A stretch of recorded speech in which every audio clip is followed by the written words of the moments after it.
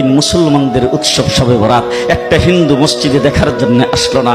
মুসলমানদের উৎসব শবে কদর একটা হিন্দু কোনোদিন চাওয়ার জন্য আসলো না। মুসলমানদের উৎসব রমজান মাসের রোজা একটা হিন্দু কোনোদিন তোমার সাথে সমাজ করার জন্য রাখলো না। একটা হিন্দু কোনোদিন তোমার ঈদের নামাজে আসলো না। একটা হিন্দু কোনোদিন তোমার সাথে জুমার নামাজে অংশগ্রহণ করলো না। তোমাকে দেখার জন্য পর্যন্ত আসলো না। তার কারণ হলো হিন্দুরা মনে করে এটা মুসলমানের উৎসব, আর তুমি মুসলমান হইয়া হিন্দুর দুর্গা পূজায় কিভাবে গেলা? তোমার কি হয়ে গেল? তোমার কি লজ্জা শরম তুমি ধুয়ে ফেলে দিয়েছো? তোমার কি কোনো লজ্জা শরমও নাই? লজ্জা শরমও নাই। আবার কি সুন্দর বলতেছ, ধর্ম যার যার উৎসব সবাই। হাই হাই হাই, ও মুসলমান যুবকেরা ভালো করে শোনো, ধর্ম যার যার উৎসব সবার, তাইলে বিয়া যার যার বউ তো সবার।